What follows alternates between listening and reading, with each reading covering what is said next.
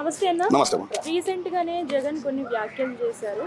అమరావతి కాదు మా విజన్, దానిపైన మాకు ఉన్న విజన్ ఇదే అని చెప్పేసి కొన్ని వ్యాఖ్యలు అయితే చేశారు. దీని గురించి మీరు ఏమంటారు? మా విజన్ దీని గురించి ఏమంటారు? మా విగన్ అమ్మా ఏంటంటే మా మచిలీపట్నం గుర్తుపెట్టుకున్నాడు. మచిలీపట్నానికి ఒక సముద్రం ఉందని గుర్తొచ్చింది ఆయనకి.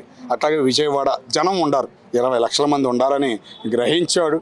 అట్లాగే గుంటూరు అంటే ఆయన పేరు అని ఒక హ్యాపీనెస్ అనిపించినాం. గుంటూరు అంటే కారం అని ఇన్నాళ్ళు అనుకున్నాం, గుంటూరు అంటే జగన్ గారు కూడా అనుకోవాలి అన్న ఫీలింగ్ అయితే కలిగించారమ్మా. మంచి మాట చెప్పాడు. ఒకే పదం అడుగుతున్నాను, ఇదే మాట అదే అసెంబ్లీ సాక్షిగా నాకు పేరు నచ్చలేదురా బాబు, నా పేరు పెట్టుకుంటా, నా పేరులో ఏదో ఒకటి పేరు అక్షరం పెట్టి నేను ఒక పేరు మారుస్తా అని స్వాగతించినట్టయితే 5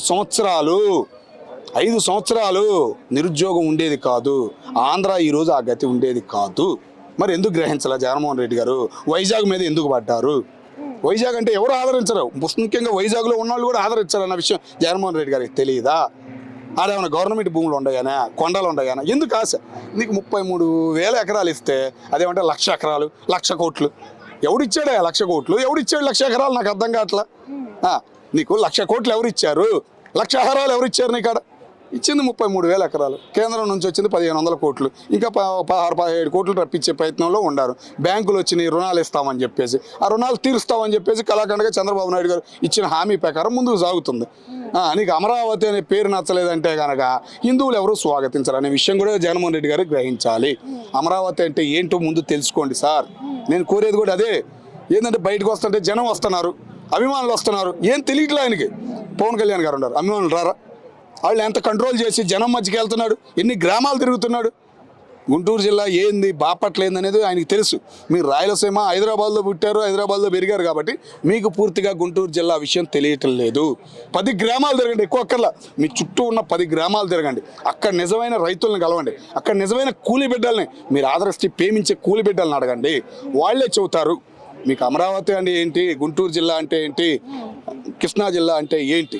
మేమంటుంది కూడా అదే సార్. హైదరాబాద్ అంటే హైదరాబాద్ ఒక్కటే కాదు, 5 జిల్లాలు కలిపితేనే ఇప్పుడు హైదరాబాద్. మీరు గ్రహించట్లా? మేమంటుంది కూడా అదే. మచిలీపట్నం స్వాగతిస్తున్నాం, అన్నీ స్వాగతిస్తున్నాం, చుట్టూ ఉన్న అన్నీ.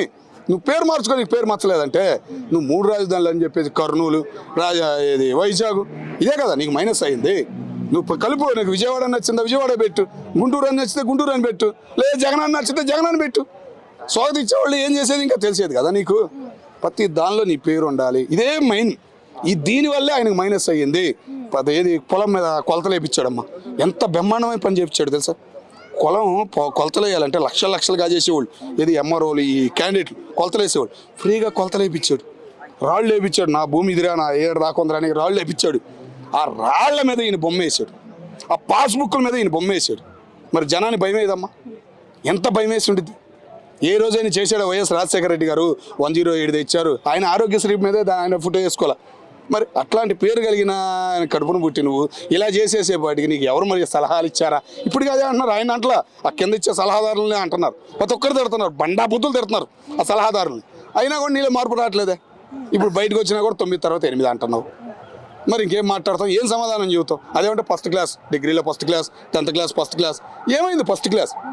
ఇన్నాళ్ళకి సముద్రం ఉందని మచిలీపట్నం నీకు గుర్తొచ్చిందా? మచిలీపట్నంలో సముద్రం ఉందనేది నీకు ఇన్నాళ్ళకి గుర్తొచ్చిందా? మేము చూస్తుంది కూడా అదే. నీలో మార్పు అనేది రావాలి.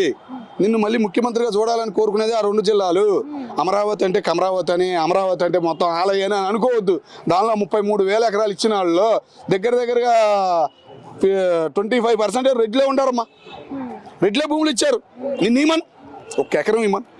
నువ్వు అదే వైజాగ్ వెళ్ళు, వైజాగ్ చుట్టుపక్కల తీసుకో, 1 ఎకరం భూమి ఇమ్మను. ఎవరైనా ఇస్తారేమో చూద్దాం. అది చంద్రబాబు ఆయనే ముంచాడమ్మా ఒకప్పుడు తెలుసా. వైఎస్ వల్లే ఆ భూములు ఉన్న రైతులందరూ బాగుపడ్డారు. 2000 సంవత్సరం నుంచి 2004 వరకు ఆ రైతులు ఎంత నలిగిపోయారో మాకు తెలుసు. ఆ బాధ ఎంతమంది ప్రాణాలు పోయినాయి అనేది మాకు తెలుసు. కానీ వైఎస్ రాజశేఖర రెడ్డి వచ్చి 2 జిల్లాలకు రుణమాఫీ చేశాడు. చూసావా? టేబుల్ రుణమాఫీ ఉందంటే ఆ 2 జిల్లాల్లోనే అధికంగా ఉంది. డాక్రాల వల్ల లక్షలు చంద్రబాబు నాయుడు గారు చెప్పారు, లక్షలు తీసుకుని వడ్డీలు కట్టలేక నలిగిపోయిన రైతులు ఎంతోమంది అక్కడ ఉన్నారు. కరెంటు లేక చాలామంది నలిగిపోయారు, కరెంటు బిల్లులు కట్టలేక. స్వేచ్ఛనిచ్చాడు మీ నాన్న. నువ్వు అట్లాంటి ఆ జిల్లాలనే నువ్వు ప్రేమించకుండా ఆ జిల్లాల మీద విభేదం పెంచుకుని మళ్ళీ ఇప్పుడు మచిలీపట్నం.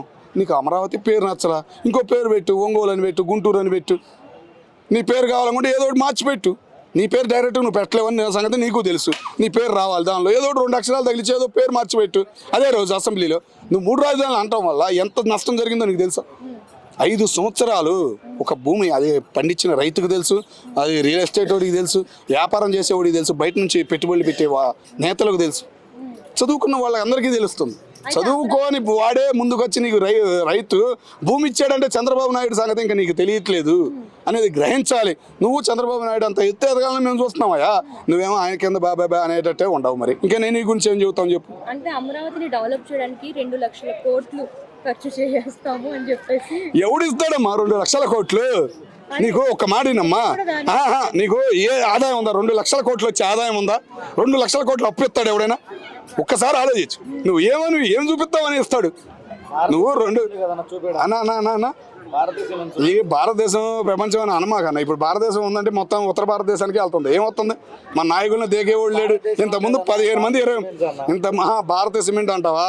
అది మాట్లాడకూడదులే, కానీ అది పూర్తిగా అర్థం చేసుకోవట్లేదమ్మా. మా బాధ కూడా అదే. ఆయనలో మార్పు రావాలి అదే మేము కోరుకుంటున్నాం. అరే బాబు 1,00,000 కోట్లు కాదు, 1,00,000 ఎకరాలు ఇచ్చారంట. 1,00,000 ఎకరాలు నాకు అర్థం కావట్లా. గుంటూరు కృష్ణా జిల్లా మొత్తం కలిపితే పండే నెలలు మొత్తం కలిపి 78, 69 అంతే. ఈయన 1,00,000 ఎకరాలు ఇచ్చారంట. 1,00,000 ఎకరాలు ఏడుందాడ? ఏం మాట్లాడుతున్నారో మరి. ఇచ్చే సలహాదారులను తిట్టాలో మరి ఈయన తెలిసి ఈయనే మాట్లాడుతున్నాడు అనేది అర్థం కావట్లా. మావి గారిని పొగుడుతున్నారు మన మేధావులు, అగ్ర మేధావులు. ఇక వాళ్ళనేమనలేదు మాకు అర్థం కావట్లా. రాంబాబు గారు ఉన్నారు, ఏం మాట్లాడుతున్నాడు ఆయనకే అర్థం కాదు.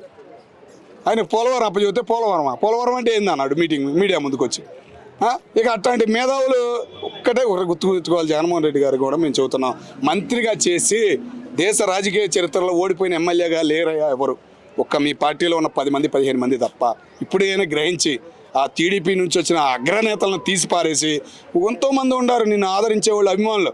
వాళ్ళకి అవకాశం ఇచ్చి ఈ చిల్లర గుంపు మీదకి రాకుండా సరైన నాయకుడి దగ్గరికి వెళ్ళు, సరైన రైతు దగ్గరికి వెళ్ళు, సరైన కూలి బిడ్డ దగ్గరికి, నువ్వు ప్రేమించే బిడ్డ దగ్గరికి వెళ్ళు.